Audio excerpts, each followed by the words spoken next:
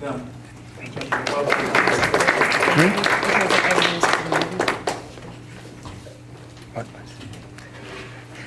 to tape everything except the movie. Well, I don't know when someone's speaking. Good afternoon. Welcome.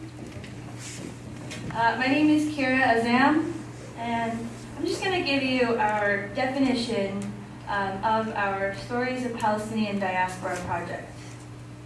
This project will document the historical and personal experiences of Palestinians living in the San Francisco Bay Area. We've decided to do 12 stories, and have also in the process come across so many more people that we've been sharing stories with, which has been an incredible opportunity. But I'll just go on. The project will highlight individual stories of Palestinians in California in the context of their flight from their homeland since the 1948 Nakba, or catastrophe, of their forced displacement. The stories will chronicle their journeys and eventual arrival and establishment of residence in the San Francisco Bay Area. Public events will provide a forum for general public, including students, indigenous and ethnic communities, and faith communities, to hear their stories and engage in dialogue with participants of the project. It will also provide Palestinian community with an opportunity for their stories to be heard and affirmed as part of the fabric of life in California.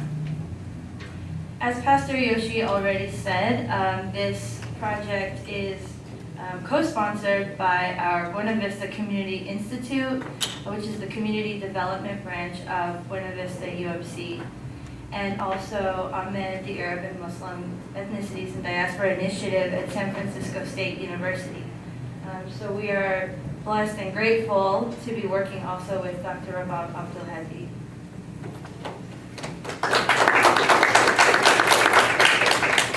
Good afternoon, Masā al-Khair. Eid Mubarak.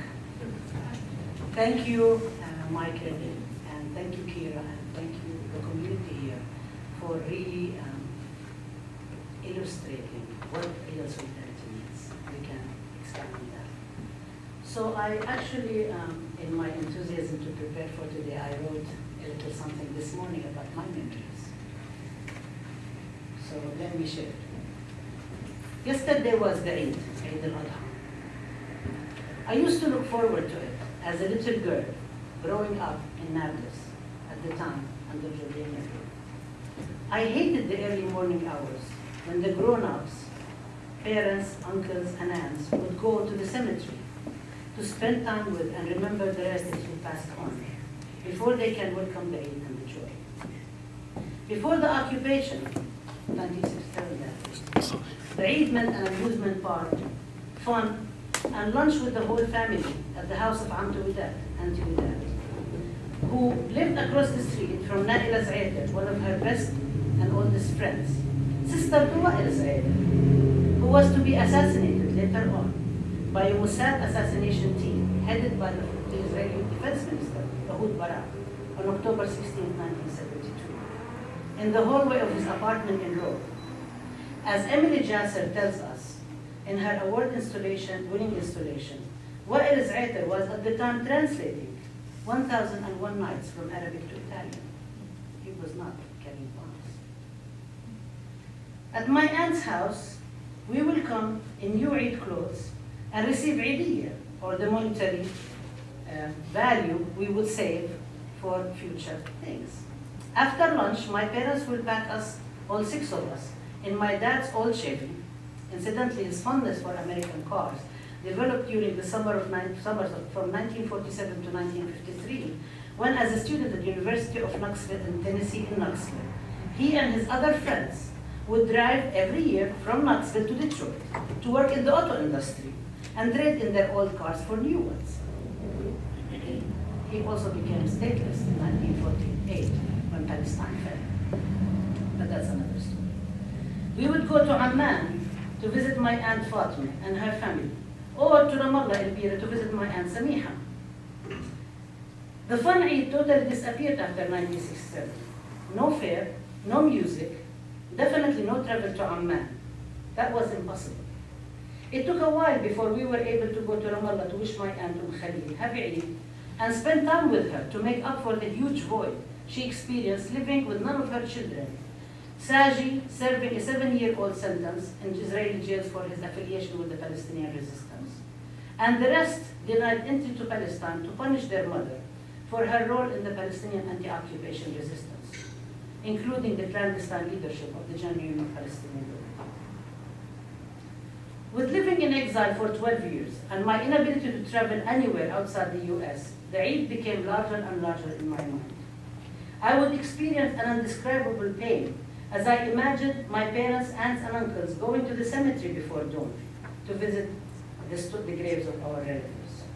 It became more painful to miss the passing on and burial of my aunt Fatima in Amman, who was called al-Fidaiyin, the mother of the guerrillas for her role in the resistance movement and for hiding Palestinians during the events of Black September in Jordan. Or the death of my uncle Khalil in Nablus, a death that signaled the closure of a huge chapter of our family's history, the Sabbani, the soap factory in Nablus.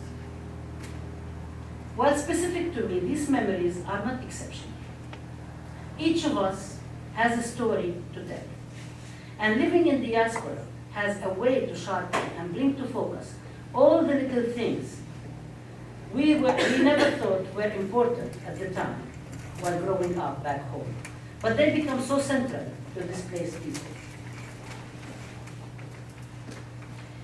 The Mapping Arab and Muslim Ethnicity and Diaspora's Archival and Oral History Project, which collaborates with the Buena Vista Church and Pastor Yoshi and Kira,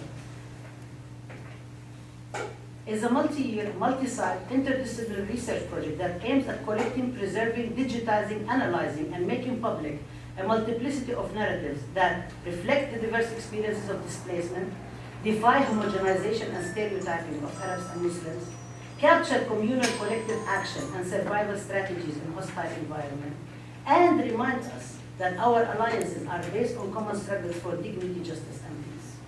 Part of that project is Ihkilia Sitti Ihkilia Jaddi. Tell me grandma, tell me grandpa. This project is the concrete realization of the Mapping Arab and Muslim Ethnicity and Diasporas.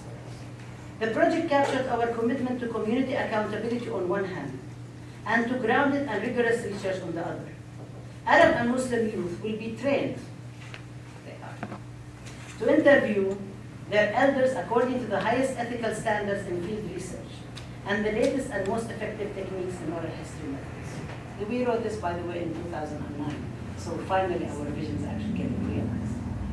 As our histories teach us, the definition of grandmothers and grandfathers in diasporic communities cannot but extend beyond our most immediate kin, not kin, to include the sages who carry the stories of their everyday experiences with displacement in their hearts and on their tongues, and the elders who have mobilized movements, built alliances, and perfected survival strategies in hostile environments. Learning from their elders as they record histories of transnational journeys, rich legacies, and collective memories of ancestral homelands. Arab and Muslim students will gain research skills as well as the ability to better navigate the complicated home-self relations in diasporic communities. So why Palestinian diasporas in particular? In 1948, Pastor Yoshi mentioned, over 750,000 Palestinians were uprooted. In May 15th, this coming year, it will be the 65th anniversary of Nakba. This is 4 generations now, born out of displacement. They are living in 59 refugee camps, West Bank, Gaza, Jordan, Syria, and Lebanon. There are 8 million Palestinians at least. We don't have exact numbers because we do not have Palestinian passports except for those in the West Bank and Gaza, parts of the West Bank and Gaza actually. 8 million live outside historic Palestine. If we go by the sheer numbers, that in itself becomes a very important group of people to learn their history. And Palestinian issue is a struggle of anti-colonial people resisting their colonization, and the stories of diaspora is the stories of multiplicities. So finally, what is AMIC, the program we're doing? We take pride in our rootedness in and accountability to our diverse communities, among whom we live, to whom we belong, and from whose textured lives, experiences, and trials and tribulations we draw the rich material for our research, writing, teaching, and academic progress. Ahmed departs from the dominant trend in Arab and Muslim studies as the study of foreign communities in a confined geographic area. So we don't use things called the Middle East. Middle of the East to whom? People there at the center of the universe. We view Arabs and Muslims as organic members of the larger communities of color and indigenous communities within the US, the Americas, and transnationally across the diasporas. We are housed in the Historic College of Ethnic Studies, and our vision is framed within a justice-centered perspective. So we produce knowledge for justice, not knowledge for oppression. This is essential to the study of our communities. We are committed to reciprocity and strong collaboration between university and non-university communities. Therefore, our public and educational programs, such as this one, and it's very significant, extend beyond campus boundaries and are steeped in the belief that it is our responsibility to share the knowledge we produce and reproduce with our multiple publics, to contribute to a better understanding of Arab and Muslim experiences and concerns in North America, to promote a culture of justice, dignity, tolerance, and peace, and to deepen a sense of fairness, ethics, and solidarity among and between our communities. Thank you.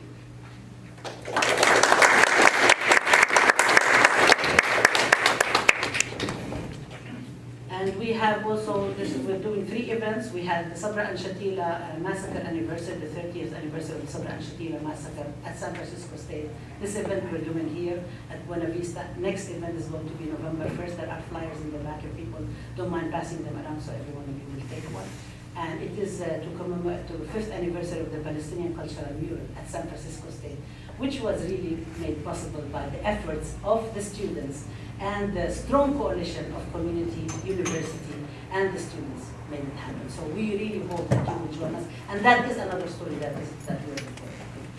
And at this point, it is really my pleasure to introduce a brother, a comrade, a staunch fighter for justice, Farouk Abdel-Muhti, who is the executive director of the Arab American Action Network.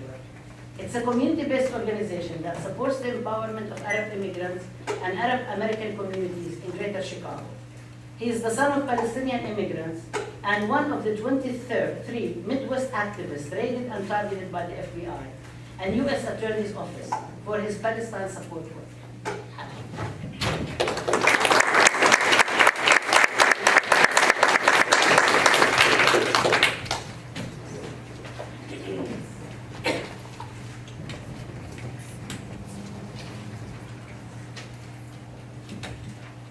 Thank you, Dr. Abdel-Hadi, and also Reverend Yoshi and Kira for being part of the crew that invited me today to be a part of this event and this discussion and of folks telling their stories. And I think none of the 3 of you knew that there is a little bit of a kind of a family connection that my family has with the Japanese community. When my mother came here in 1968 to the United States, to Chicago, my father's best friend is a Palestinian who married a Japanese American who was living in Chicago at the time, but whose family is originally from here, from Orange County down south. And that Japanese American woman became basically my aunt. At that time, growing up, I had no idea that she wasn't my blood aunt, but you know, we considered ourselves part of the same family, and they still live down in Orange County now. That best friend of my old man passed away years ago, but they had a child, and he's still a very close friend. We consider ourselves cousins. And the grandma Sakai, who was Auntie Fran's mother, was in the internment camps in World War II. And for years and years and years, I remember every time we'd see each other, and every time I'd see Grandma Sakai, we'd try to get her to tell the story. And it was a very, very, as most of you I'm sure can imagine, a very, very challenging thing for her to do. So I had been thinking about oral history and writing about her story for many, many years. So I hope maybe this is another opportunity to push me to corner her. You know, she's 90 years old. It's easier to corner her these days, probably. But I will say, you know, I've been asked in 20 minutes to try to talk about my own story